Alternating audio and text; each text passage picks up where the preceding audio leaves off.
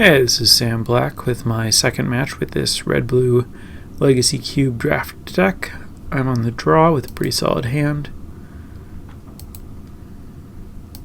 So I'm going to keep it and lead with Temple of Epiphany if I don't draw a 1-drop. It's possible that I should lead with Wasteland, but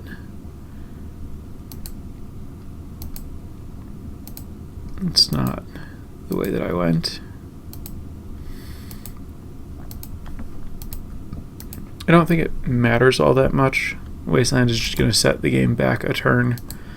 It's only really bad if my opponent's stuck on one land and had a 2-drop basically.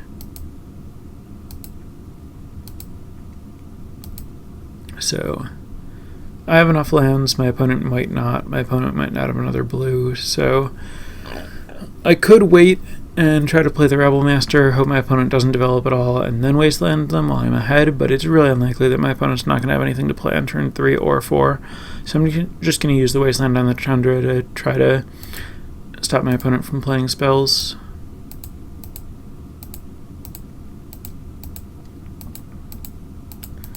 My opponent has an island, so I'm just going to pass and ice the island in my opponent's upkeep to try to make sure that my Rebel Master resolves.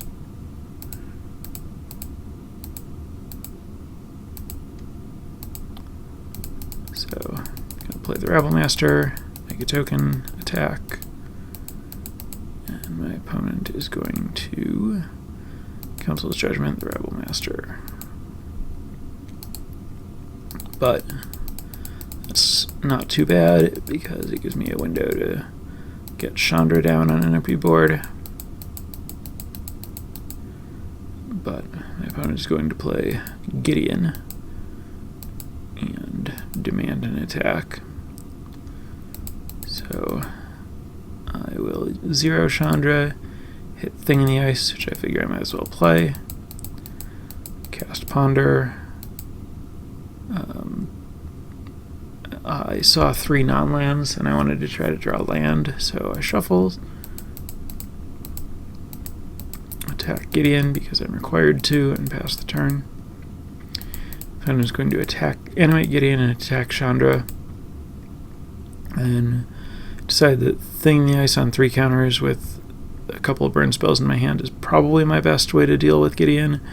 If I chump block, then I'm just going to have Gideon attack me again next turn, so I just let Gideon kill my Chandra. My opponent plays Gilded Lotus. I draw a land and cast Muldrifter, and then hit Gideon for 1 with my Goblin. And my opponent pluses Gideon and passes, so I'm just going to attack Gideon. And then play Dark Dwellers, which my opponent mana tithes. This is pretty brutal. I didn't play my island because I was looking for a mountain so that I could cast Grimlawmancer after casting Dark Dwellers, but I let my opponent get paid for mana tithe and then play the island anyway. And my opponent also has Stroke of Genius, which looks like maybe they're playing around Daze or Force Spike with.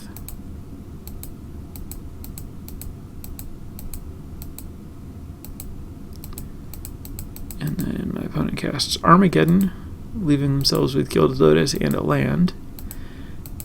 And Wrath of God, leaving themselves with Gideon, Gilded Lotus, and a land to my nothing, so I'm dead.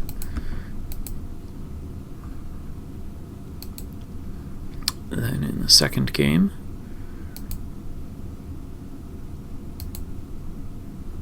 I have a hand that is really good if I draw 2 lands in a row, but decided not to keep a 7-card 1-lander. I've boarded into a more aggressive deck here. So I'm going to keep this, put that on the bottom, play Jackal Pup, and then draw a mountain. I'm going to try to get more out of Bushwhacker later. I'll just play the Lavamancer first. Plays Volcanic Island. And without any other creatures, I'm just going to use the Bushwhacker. Unfortunately, my opponent has Izzet Charm for my Jackal Pup, so I don't get in that much damage here. 14 is a lot more life than 11. So I'm going to attack again and go for Chandra. Unfortunately, my opponent has Mana Tithe. Thought about trying to play around it, but when I don't have another land in my hand and I don't know how long it's going to be, I think it's better to just hope my opponent doesn't have it. There's an argument for waiting and seeing if my opponent taps out or I draw a land, but when I have so little going on, I think that I'm not likely to win and I just need to get something to stick. Opponent uses Flame Slash on a 1/1. I draw Rabblemaster.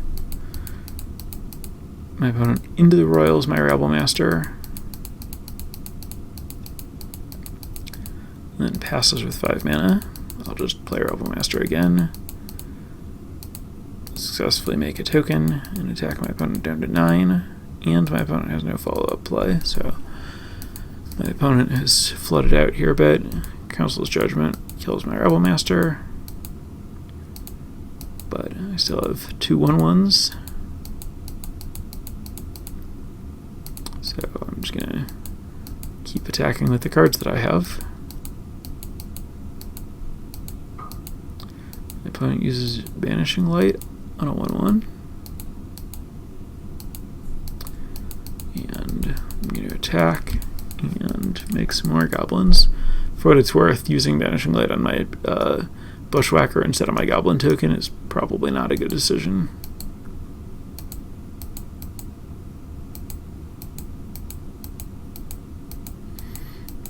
And now I have an attack for 3 and a Chain Lightning.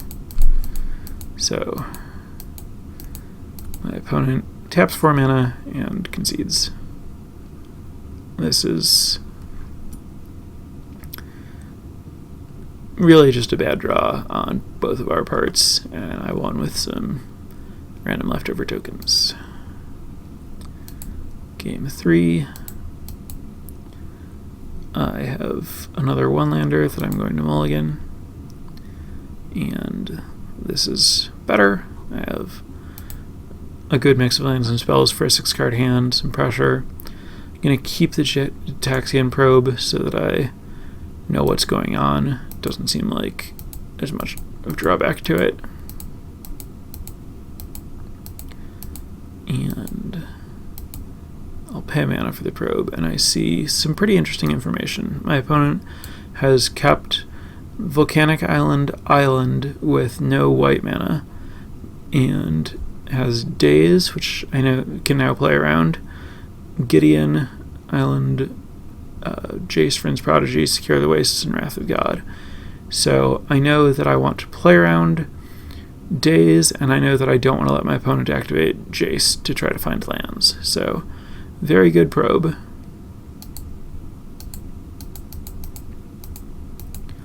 So my opponent obviously is going to cast Jace here. And knowing how valuable it is, I'm just going to bolt it immediately.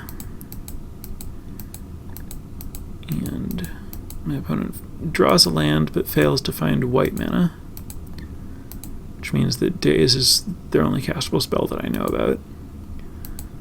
So, of course, I'm going to play around the Daze by playing Krenko's Command here, and then I don't care if Stromkirk Noble gets dazed, so I'm going to play that afterward.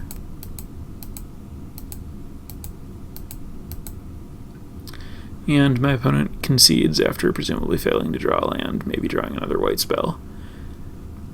Not clear that the game was over if my opponent draws plains, but I get to play Bushwhacker if I don't draw a land, Rabblemaster if I do draw a land, and put them on a very short clock with burn in hand and a lot of burn in my deck if they do get to the Wrath of God. So probably huge favorite to win that game.